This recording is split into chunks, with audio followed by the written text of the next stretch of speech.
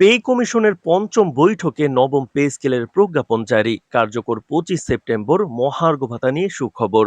তো দর্শক, আজকে প্রথম আলো পত্রিকায় প্রকাশিত সরকারি কর্মচারীদের জন্য গুরুত্বপূর্ণ প্রতিবেদনটি সম্পূর্ণ দেখুন এবং ভিডিওর শুরুতেই চ্যানেলটি সাবস্ক্রাইব করে রাখুন। পরবর্তীতে মহার্ঘ ভাতা এবং নবম পে স্কেল সংক্রান্ত সকল আপডেট সমূহ সবার আগে পেতে। তো দর্শক, দেশের সরকারি চাকরিজীবীদের জন্য দীর্ঘদিনের প্রতীক্ষা আজ শেষ হলো। আজ পে কমিশনের পঞ্চম বৈঠকে চূড়ান্তভাবে নবম জাতীয় পে স্কেলের প্রজ্ঞাপন জারি করা হয়েছে।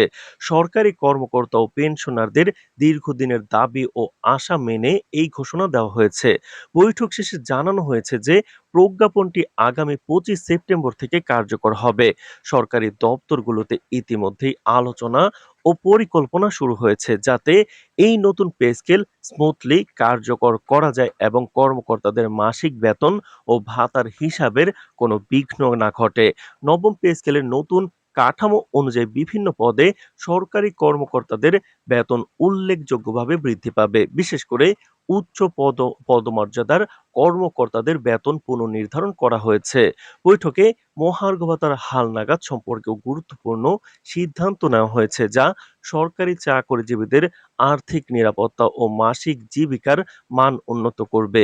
পে কমিশন জানিয়েছে, নতুন পে স্কেল কার্যকর হওয়ার সঙ্গে সঙ্গে চাকরিজীবীরা তাদের বেতন এবং ভাতার সমন্বয় অনুযায়ী স্বচ্ছ ও সুষ্ঠু হিসাব পাবেন। তো দর্শক, অর্থ উপদেষ্টা বৈঠকের পর সাংবাদিকের সঙ্গে আলাপে বলেন, সরকারি কর্মচারীদের দীর্ঘদিনের দাবি ও প্রত্যাশাকে সম্মান জানিয়ে নবম পে স্কেলের প্রজ্ঞাপন করা হয়েছে। এটি শুধুমাত্র সরকারি চাকরিজীবীদের আর্থিক স্বাচ্ছন্দ্য বৃদ্ধি করবে না, বরং সরকারি সেক্টরের প্রতি আস্থা এবং কর্মসংস্থানের মানও উন্নত করবে। মহার্ঘ ভাতার হালনাগাদ সরকারের সামাজিক নিরাপত্তা নীতি বাস্তবায়নের একটি গুরুত্বপূর্ণ পদক্ষেপ। তিনি আরও যোগ করেন, নতুন পে স্কেল কার্যকর হওয়ার ফলে সরকারি দপ্তরগুলোতে আর্থিক স্বচ্ছতা বৃদ্ধি পাবে এবং কর্মকর্তাদের মাসিক জীবিকা ও পরিবারের আর্থিক নিরাপত্তা নিশ্চিত হবে। তো দর্শক, ভিডিওটির এই মুহূর্ত পর্যন্ত যারা দেখছেন, চ্যানেলটি সাবস্ক্রাইব করে রাখুন। পরবর্তীতে মহার্ঘ ভাতা এবং নবম পে স্কেল সংক্রান্ত সকল আপডেট সমূহ সবার আগে পেতে। তো দর্শক, বিশেষজ্ঞরা মনে করছেন, নবম পে স্কেল কার্যকর হওয়ায় সরকারি কর্মকর্তাদের মোট আয় উল্লেখযোগ্যভাবে বৃদ্ধি পাবে। এতে সরকারি সেক্টরে দীর্ঘমেয়াদী কর্মসংস্থান স্থায়ী হবে এবং সরকারি কর্মচারীদের মধ্যে মানসিক স্বস্তি বৃদ্ধি পাবে।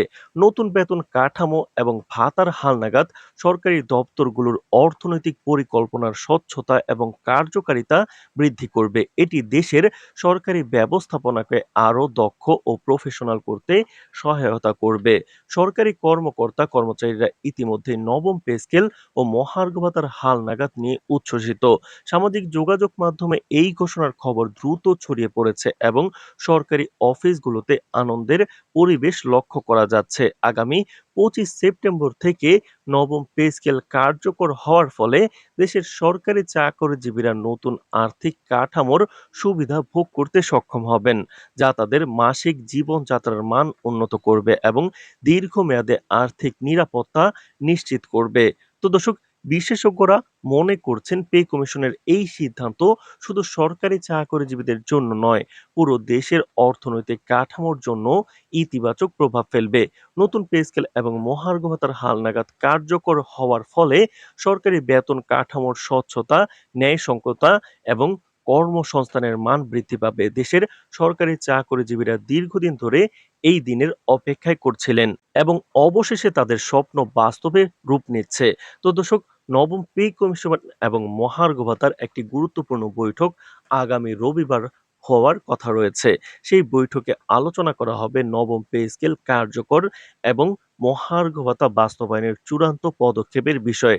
তাছাড়া পেনশনারদের জন্য চূড়ান্ত একটি ঘোষণা আসবে রবিবার।